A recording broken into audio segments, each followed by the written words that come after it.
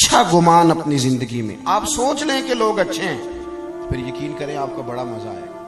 آپ کو زندگی میں بڑے بڑے میٹھے لوگ ملیں گے، با مروت لوگ ملیں گے، با وفا لوگ ملیں گے۔ اخلاق اگر آپ نے شروع کرنا ہے تو سب سے پہلے ذہن سازی کریں اور یہ بات لکھ لیں دل کی تختی پر کہ جب آپ اچھا سوچتے ہیں تو پہلا نفع یہ ہوتا ہے کہ رب آپ کے دل کو سکون عطا فرماتا ہے، اللہ آپ کو راحت دیتا ہے جب آپ اچھا سوچتے ہیں۔ حضرت بشر حافی رحمت اللہ علیہ کے بارے میں شیخ عبداللہ یافعی نے روض الریاحین کے اندر لکھا ہے، حضرت بشر حافی بہت بڑے درویش تھے۔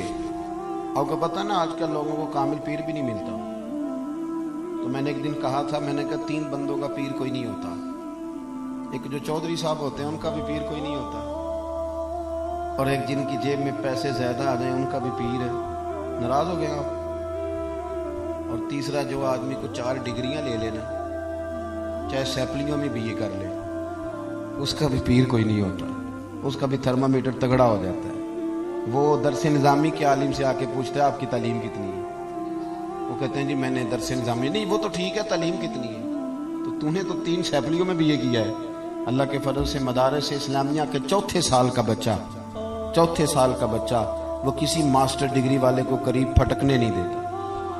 کیا سمجھتے ہیں ٹسٹ تے پکھڑا کوار گندل اسی اور بھی بوٹیاں جاننے ہیں؟ یہ تو ہم نے بچوں کو سمجھایا ہوا ہے کہ آپ کی زبان سے میٹھے جملے ہی اچھے لگیں گے۔ آپ میری بات پر توجہ کریں۔ حضرت بشر حافی بہت بڑے شیخ تھے، امام احمد بن حنبل جیسے لوگ ان کی عزت کرتے، توقیر کرتے، اکرام کرتے، ان کی محفل نور کی حاضری دیتے، لیکن سارا بغداد قدر کرتا۔ ایک تاجر تھا بغداد کا، وہ کہتا مجھے نہیں بابا اچھا لگتا جی وہ آپ کو کیوں نہیں اچھے لگتے؟ کہنے لگے وہ جمعے والے دن نا جماعت کے ساتھ نماز پڑھتے ہیں پر باقی نماز پڑھتے نہیں اور گھر چلے جاتے ہیں، لو کر لو بات۔ بہت سارے لوگوں کو شکوہ ہوتا ہے کہ ہمارا امام جو ہے وہ عصر کی سنتیں پہلی نہیں پڑھتا اور عشاء کی پہلی سنتیں نہیں پڑھتا، تو میں کہتا ہوں جس چیز کو رب رسول نے فرض نہیں کیا آپ کیوں کرتے ہیں؟ پڑھنی چاہیے انہیں، خیر کی بات یہی ہے، عمدہ بات یہی ہے، پر اتنی زیادہ تنقید، اتنی زیادہ، اور سارے فیصلے دوسروں کے لیے کر لیے نیک ہونے کے۔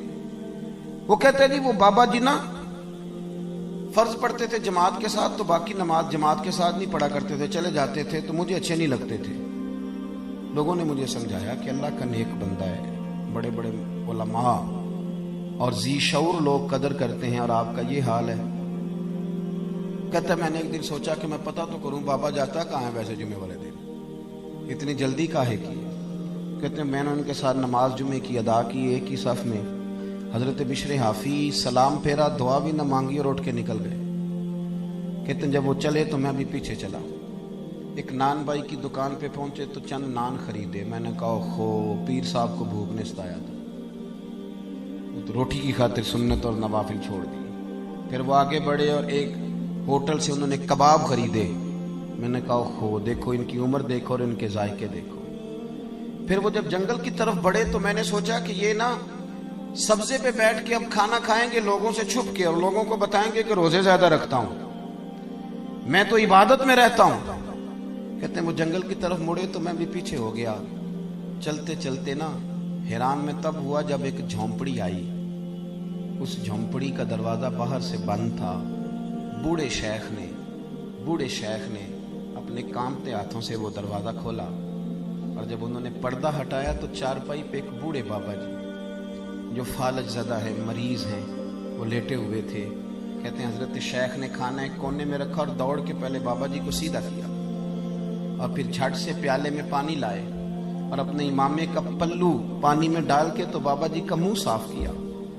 بابا جی کو بٹھا کر کے نا تو پہلا لقمہ توڑ کے ان کے منہ میں ڈالا، اور حضرت بشر حافی کہنے لگے بزرگوں معاف کرنا، آج جمعہ تھا، نماز پڑھتے دیر ہو گئی، روٹی لے کے آنے میں دیر ہو گئی، ابھی تو میں نے سنت بھی پڑھنی ہے، نوافل بھی پڑھنے ہیں، ابھی تو میری بقیہ نماز باقی ہے۔ وہ شخص کہتا ہے میں باہر کھڑا تھا اور میرا وجود کانپ رہا تھا، میں تھر تھر کانپ رہا تھا، میں کیا سوچتا تھا، یہاں کیا بن گیا۔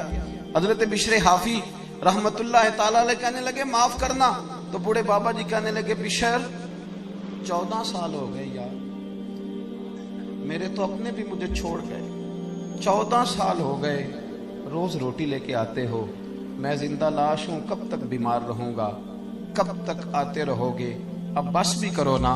तो हजरत बिशर हाफी ने बाबा जी की आंखों से आंसू पूंछे और दूसरा निवाला मुंह में दे के फरमाने लगे, बाबा जी बस बस, आज के बाद ये बात ना करना, ये जो सारा शहर मेरी कदर करता है और मैं नंगे पांव बगदाद की गलियों में चलता हूं तो जानवर भी गोबर नहीं करते, तो ये मेरे नफलों और चिल्लों की वजह से नहीं है, मैं आपकी खिदमत करता हूं तो रब ने मखलूक के दिलों में मेरी मोहब्बत पैदा फरमा दी।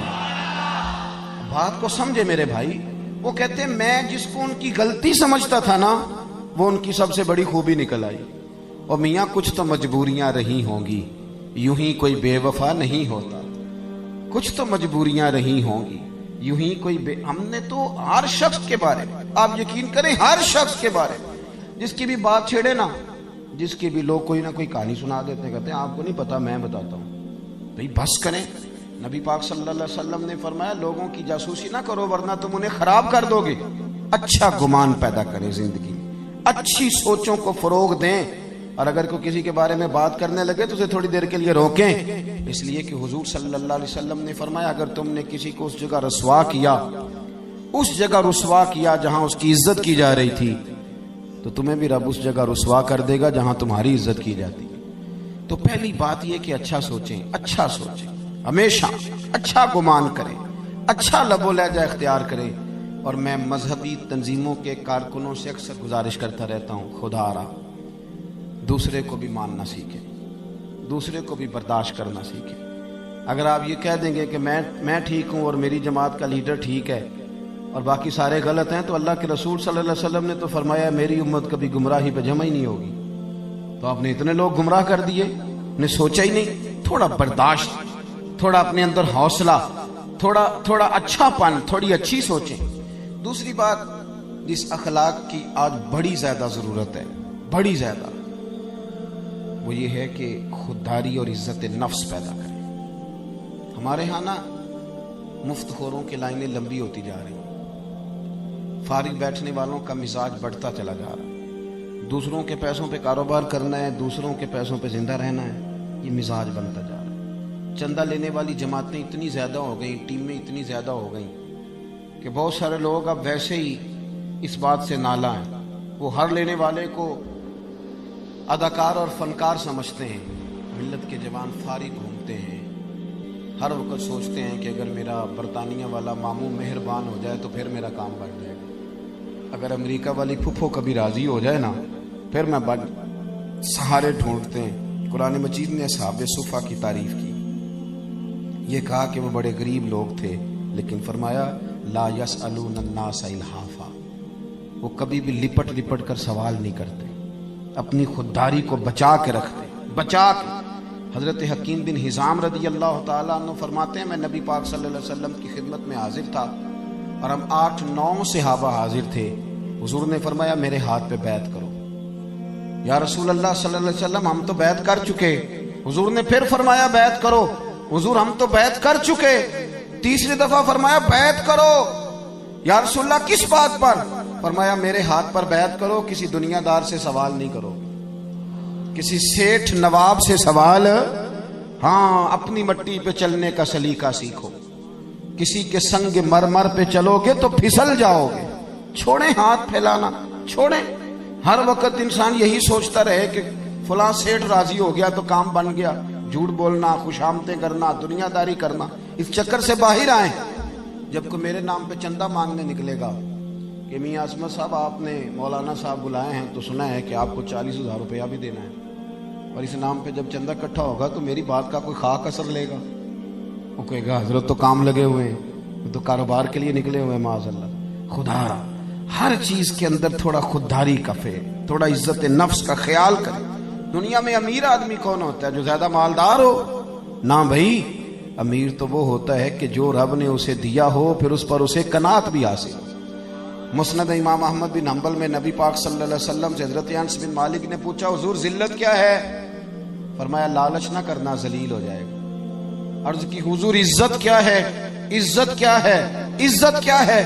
अल्लाह के रसूल ने फरमाया जो रब ने तुझे दिया है ना, जो रब ने तुझे दिया है उस पर राजी हो जा, अल्लाह तुझे इज्जत अता फरमा देगा। छोड़ दे दूसरों की जेबें देखना, निकल आए इस दौड़ से बाहर, बाहर आए। حضرت سالم بن عبداللہ بن عمر، امام ابو نعیم نے لکھا ہے اس کو، حضرت سالم بن عبداللہ حضرت عبداللہ ابن عمر کے صاحبزادے، اور جو تسلسل آ رہا ہے نا صوفیاء کا، اس جماعت کے سرخیل ہیں، اہل ذکر تھے، اہل وجد و سرور تھے، کیفیات والے لوگ تھے۔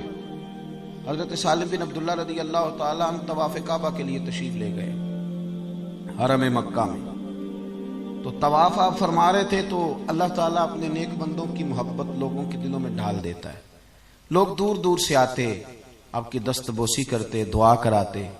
خلیفہ کو کسی نے بتایا کہ حضرت سالم بن عبداللہ آئے ہوئے ہیں، وہ بھی چلا گیا، اور جب اس نے دیکھا نا بڑا رش ہے تو وہ انتظار کرنے لگا۔ حضرت طواف سے فارغ ہوئے، 8واں استلام جب کر لیا تو آگے بڑھا، ہاتھ ملایا، کہنے لگا جی میں گورنر ہوں، خلیفہ ہوں مکے کا۔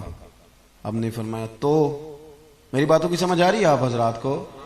کہنے لگا جی میں یہاں کا خلیفہ ہوں، تو میری یہ خواہش تھی کہ کوئی حکم ہو تو آپ بتاتے، میں پورا کرنے کو حاضر ہوں، کوئی حکم ہو تو بتائیے۔ تو حضرت سالم بن عبداللہ رضی اللہ تعالیٰ نے اس کا چہرہ دیکھا تو فرمانے لگے کس نے گورنر بنایا تجھے؟ تو بڑا بیوقوف آدمی ہے، تو بالکل تجھے خیال ہی نہیں آیا، تو کیا کہہ رہا ہے؟ وہ کہتے ہیں پہلی دفعہ کسی بندے سے ملاقات ہوئی تھی، میری بھی ٹانگیں کانپنے لگی، یہ شخص کہاں سے بات کر رہا ہے؟ خودداری ایک بڑی اعلیٰ چیز کا نام، کس نے تجھے گورنر بنایا؟ کہنے لگا حضور کیا ہوا؟ فرمانے لگے یار تو بڑا ہی بیوقوف ہے، تو کیا سمجھتا ہے مجھے کہ اللہ کے گھر میں آ کے بیت اللہ شریف کے دروازے کے سامنے کھڑے ہو کے یہاں آ کے بھی میں دنیا داروں سے سوال کروں گا، یہاں آ کے بھی میں لوگوں سے مانگوں گا؟ یہاں گردن کو جھکا دیتا ہے خیرات کا پتھر، جہاں میں مانگنے والوں کے سر کبھی اونچے نہیں ہوتے، یہاں آ کے بھی میں دنیا داروں سے مانگوں گا؟ کہتا ہے مجھے تو پسینے آنے لگے، جب میں فارغ ہو کے وہاں سے نکلا تو باہر آ گیا، میں مسجد الحرام سے باہر، میں سوچ میں پڑ گیا۔ تھوڑی دیر کے بعد حضرت بھی فارغ ہو کے باہر آئے، خلیفہ پھر آگے بڑھا، کہنے لگا حضور مہربانی کریں، اب تو خانہ کعبہ سامنے نہیں نا، ابھی کوئی حکم کر دیں۔ آپ فرمانے لگے چل ٹھیک ہے، تو نہیں باز آتا تو بتا تجھ سے دین مانگوں کہ دنیا مانگوں؟ کہنے لگا حضور میرے پاس تو دنیا ہی ہے، دین تو آپ کے پاس ہے۔